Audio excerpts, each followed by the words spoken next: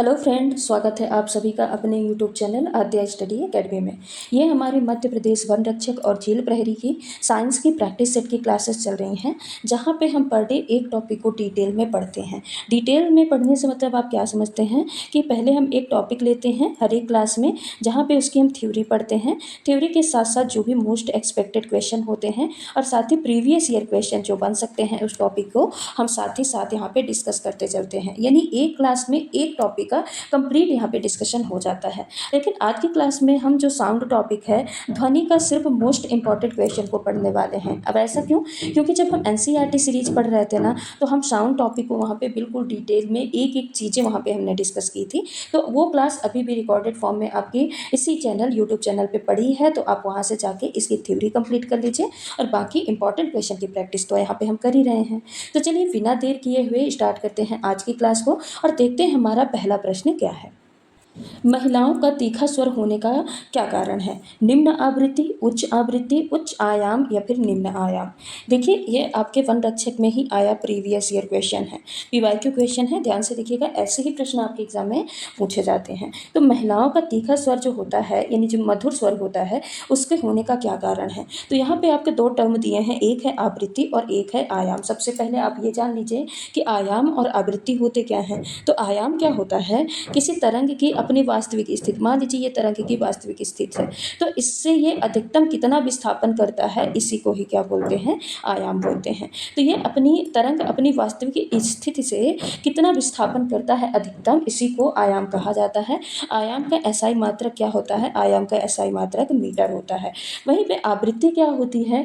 तो आवृत्ति एक तरंग एक सेकंड में कितना कंपन करती है, यानी एक सेकंड में कोई तरंग कितना कंपन की, कितना वाइब्रेशन की, इसको ही क्या बोलते हैं? इसी को आवृत्ति कहा जाता है। ठीक है। आवृत्ति का एसआई मात्रक क्या होता है? हर्ट्ज होता है। आवृत्ति का एसआई मात्रक क्या होता है? हर्ट्ज होता है। अब निम्न आवृत्ति, उच्च आवृत्ति से मतलब क्या समझते हैं? जो आवृत्ति होती है ना, ये किस पे डिपेंड होती है? तारत्व पे।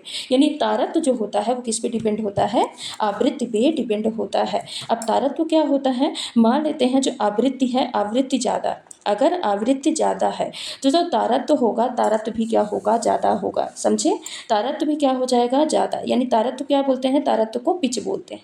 क्या बोलते हैं? पिच। तो अगर आवृत्ति ज़्यादा होगी तो तारत्व भी ज़्यादा होगा, और तारत्व ज़्यादा होगा तो जो आवाज़ होगी, आवाज़ कैसी होगी? तीखी।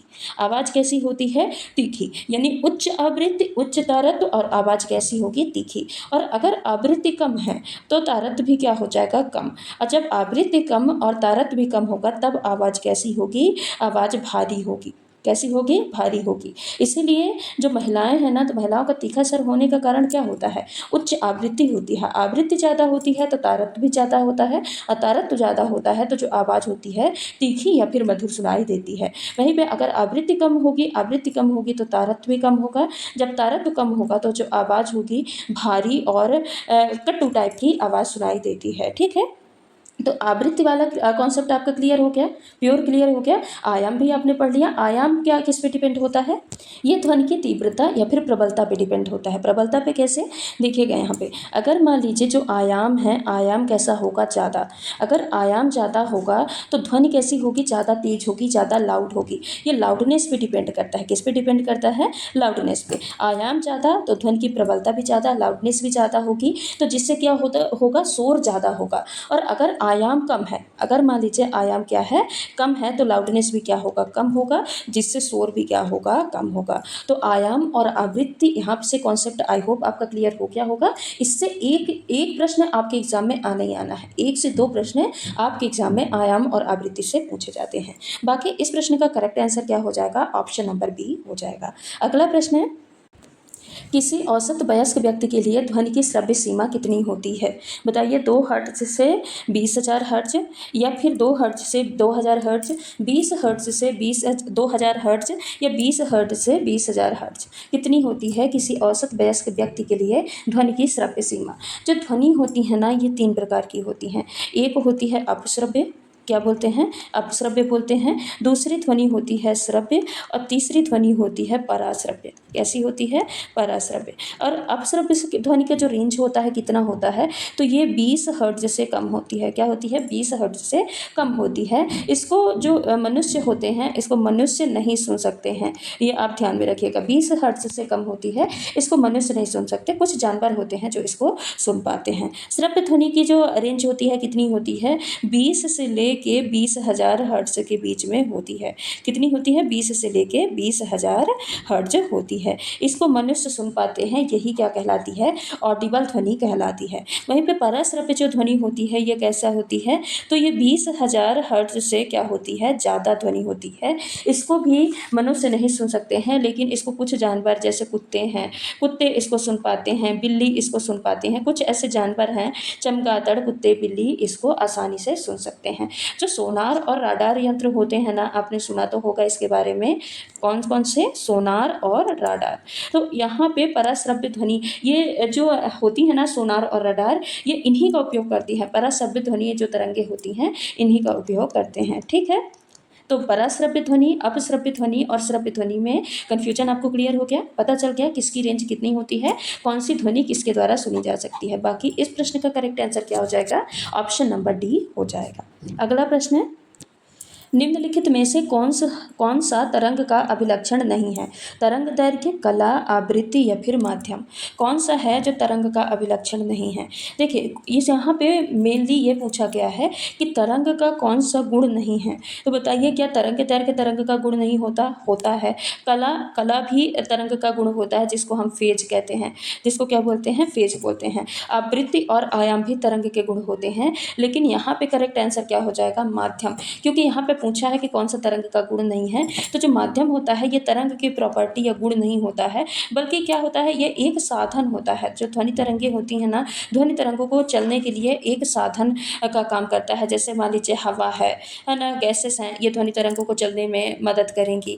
पानी ध्वनि तरंगों को चलने में मदद करेंगी, या फिर कोई भी सॉलिड चीज़ है ये भी ध्वनि तरंगों को चलने में मदद करेगी। तो ये सब क्या कहलाती हैं, ये माध्यम कहलाती हैं। वैसे ध्वनि तरंगे सबसे ज़्यादा तेज सॉलिड में चलती हैं, फिर उसके बाद लिक्विड, उसके बाद फिर गैसेस में चलती हैं। और अगर वैक्यूम है यानी कोई भी माध्यम नहीं है, निर्वात का माध्यम है, निर्वात है, तो वहाँ पे ध्वनि तरंगे क्या होगी, गमन नहीं करेंगी। तो ये सारी चीज़ें क्या होती हैं, माध्यम होती हैं। और माध्यम ध्वनि तरंग का कोई गुण नहीं होता, सब बस ये क्या होता है, एक साधन होता है जो ध्वनि तरंगों को आगे बढ़ाने में मदद करता है। तो इस प्रश्न का करेक्ट आंसर क्या हो जाएगा, ऑप्शन नंबर डी हो जाएगा। अगला प्रश्न है, हर्ट्ज में ध्वनि की किस विशेषता को मापा जाता है। ध्वनि की तीव्रता को, ध्वनि की तरंग दैर्घ्य को, ध्वनि की प्रबलता को, या फिर ध्वनि की आवृत्ति को। किसको मापा जाता है हर्ट्ज में, तो अभी अभी हमने पढ़ा है आवृत्ति के बारे में। जब हम पढ़ रहे थे तो आवृत्ति क्या होती है, आवृत्ति एक तरंग 1 सेकंड में जितना कंपन करता है, और आवृत्ति की ऐसा ही मात्रक क्या हमने देखा था, हर्ट्ज होती है। तो ध्वनि की आवृत्ति को किस में मापा जाता है, हर्ट्ज में मापा जाता है। ठीक है, 1 हर्ट्ज बराबर क्या होता है, 1 हर्ट्ज बराबर होता है एक कंपन, एक, यहाँ पे देखिएगा, इसको आप नोट कर लीजिएगा, 1 कंपन प्रति सेकंड। यानी ध्वनि 1 कंपन 1 सेकंड में 1 कंपन जो करती है वो किसके बराबर होता है, 1 हर्ट्ज के बराबर होता है। और ध्वनि की आवृत्ति जो होती है ये किसके बारे में बताती है, ये तारत्व के बारे में बताती है, पिच के बारे में बताती है। इसको अभी अभी हम पढ़ के आ चुके हैं। तो इस प्रश्न का करेक्ट आंसर क्या हो जाएगा, ऑप्शन नंबर डी हो जाएगा। अगला प्रश्न है, किसी तार वाले वाद्य यंत्र से उत्पन्न हुई संगीत की ध्वनि की गुणता किस पर निर्भर करती है। कंपन की आवृत्ति में, वाद्य यंत्र में तारों की लंबाई में, कंपन के आयाम में, या फिर ध्वनि तरंग के रूप में। जो वाद्य यंत्र से संगीत उत्पन्न होता है तो उसकी जो टिम्बर होती है, गुणता होती है, वो किस पे डिपेंड करती है, या फिर इसको हम क्वालिटी टिम्बर दोनों बोल सकते हैं। तो जो टिम्बर होती है वो किस पे डिपेंड करती है, तो जो टिम्बर है ना, गुणता है, ये ध्वनि तरंग के रूप पे डिपेंड करती है। अब कैसे डिपेंड करती है, तो देखिए संगीत की जो ध्वनि की गुणता है ये इस बात पे निर्भर करती है कि ध्वनि का रूप मतलब क्या समझते हैं कि वेव फॉर्म कैसा है, या ध्वनि तरंगों का रूप कैसा है। जो अलग अलग वाद्य यंत्र हैं ना, जैसे मान लीजिए गिटार है, गिटार बजाया गया, आवृत्ति आयाम इनकी सेम रहेगी, गिटार बजाया गया, सितार बजाया गया, या फिर कोई भी चीज़, वायलिन बजाएगी, ठीक है, ये सारी चीज़ें बजाई गई। अब बजाते टाइम आपने ये नोटिस किया कि जो इसकी आवृत्ति है, आवृत्ति कैसे है, आवृत्ति सेम है, आवृत्ति एक ही है, फिर भी इनकी आवाज़ें अलग अलग सुनाई दी। तो अलग अलग क्यों सुनाई दी? क्योंकि जितने भी वाद्य यंत्र हैं, गिटार, सितार, वायलिन, इनके ध्वनि तरंग का रूप अलग अलग है, यानी जो वेव फॉर्म होता है, वेव फॉर्म अलग अलग होता है।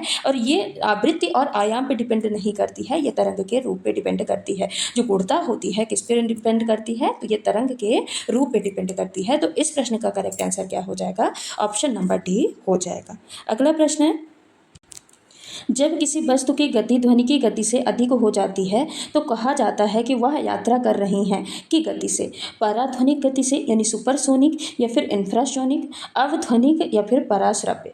इन सभी चीज़ों के बारे में हम पढ़ चुके हैं। सुपरसोनिक क्या होती है, इंफ्रासोनिक क्या होती हैं, पराश्रव्य जो ध्वनि तरंगें होती हैं ये क्या होती हैं, इनकी रेंजेस जो होती हैं वो कितनी होती हैं। अभी हम ऊपर के क्वेश्चन में इसको पढ़ के आ चुके हैं। तो आप इसको ईजिली यहाँ पे इसका आंसर आप दे सकते हैं कि जब किसी वस्तु की गति ध्वनि की गति से अधिक हो जाती है, देखिए अधिक है तो अधिक क्या कहलाएगा? पराध्वनिक, और अगर कम होता तो कम क्या कहलाता है? अपश्रव्य या फिर इंफ्रासोनिक कहलाता। अब क्योंकि यहाँ पे अधिक पूछा है तो अधिक के लिए करेक्ट आंसर क्या हो जाएगा? ऑप्शन नंबर फर्स्ट, पराध्वनिक या फिर सुपरसोनिक हो जाएगा। ठीक, अगला प्रश्न है, वायु का ताप 1 डिग्री सेल्सियस वृद्धि करने पर उसमें ध्वनि का वेग बढ़ जाता है 0.61 मीटर पर सेकेंड, 0.331 मीटर पर सेकेंड, 0.273 मीटर पर सेकेंड, या फिर 0.31 मीटर पर सेकेंड। बताइए इस प्रश्न का करेक्ट आंसर क्या हो जाएगा?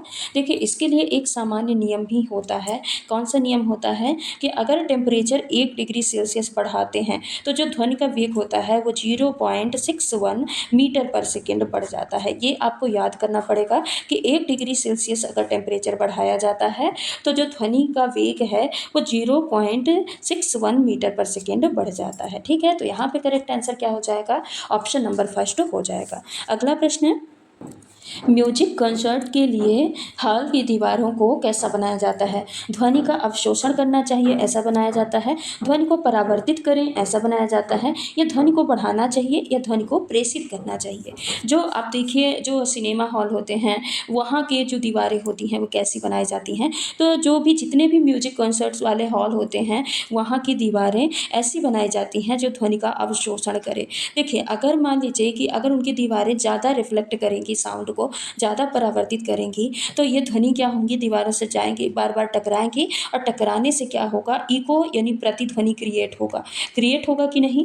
प्रतिध्वनि क्रिएट होगा, जिससे गूंज होगी, यानी वही आवाज़ वहीं पे गूंजती रहेगी, जिससे हमको क्लियर साफ सुनाई नहीं देगा। इसीलिए जो म्यूजिक कॉन्सर्ट्स की दीवारें जो होती हैं वो ऐसी बनाई जाती हैं कि जो एक्स्ट्रा ध्वनि है ना वो क्या करें? उनको एब्जॉर्ब करें, अवशोषित करें, जिससे हमको जो साउंड है वो बिल्कुल क्लियर सुनाई दें। इसके लिए दीवारों पे साउंड एब्जॉर्बिंग मटेरियल्स जैसे पर्दे लगा दिए जाते हैं, फोम लगा दिए जाते हैं, या लकड़ी के पैनल लगा दिए जाते हैं। तो कुछ ऐसे मतलब साउंड एब्जॉर्बिंग मटेरियल यूज किए जाते हैं जो कि ध्वनि को अवशोषित कर लेते हैं, उसको प्रतिध्वनि या फिर गूंज में गूंज क्रिएट नहीं करते हैं, जिससे हमको ध्वनि जो होती है, आवाज़ है, साफ और स्वच्छ सुनाई देती है। तो इस प्रश्न का करेक्ट आंसर क्या हो जाएगा? ऑप्शन नंबर फर्स्ट हो जाएगा। अगला प्रश्न है, निम्नलिखित में से कौन सी गैस तार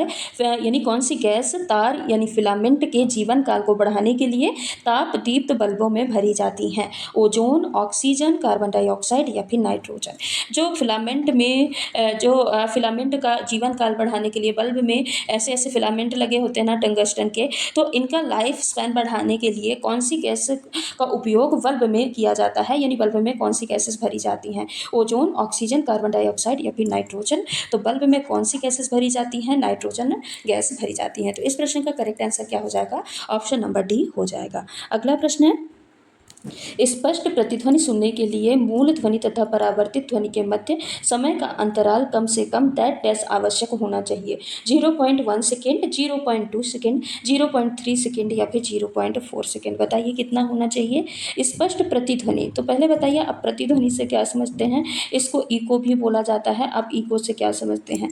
तो जब भी कोई ध्वनि के स्रोत से टकरा कर पुनः सुनाई देती है, मान लीजिए ये कोई स्रोत है, कोई भी वो है रुकावट है, तो जब यहाँ से आवाज़ आई, ध्वनि आई, स्रोत से टकराई और स्रोत से टकराकर वापस से हमको सुनाई दे, तो इसको ही क्या बोलते हैं, इको या फिर प्रतिध्वनि बोला जाता है। और प्रतिध्वनि तभी सुनाई देगी जब जो व्यक्ति बोल रहा है यानी श्रोता, स्रोत और श्रोता दोनों के बीच कितनी दूरी हो, दोनों के बीच 16.6 मीटर या फिर इसको ओवरऑल बोल सकते हैं 17 मीटर की दूरी होनी चाहिए।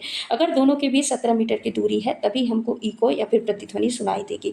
और प्रतिध्वनि सुनने के लिए जो समय अंतराल होता है स्रोत और श्रोता के बीच कितना होना चाहिए, ये 0.1 सेकेंड होना चाहिए। तो इस प्रश्न का करेक्ट आंसर क्या हो जाएगा, ऑप्शन नंबर फर्स्ट हो जाएगा। अगला प्रश्न है, ध्वनि तरंग की तारत्व और आवृत्ति के बीच क्या संबंध है। जितना अधिक तारत्व उतनी अधिक आवृत्ति, तारत्व आवृत्ति पे निर्भर नहीं करती, तारत्व अधिक आवृत्ति कम, उपर्युक्त में से कोई नहीं।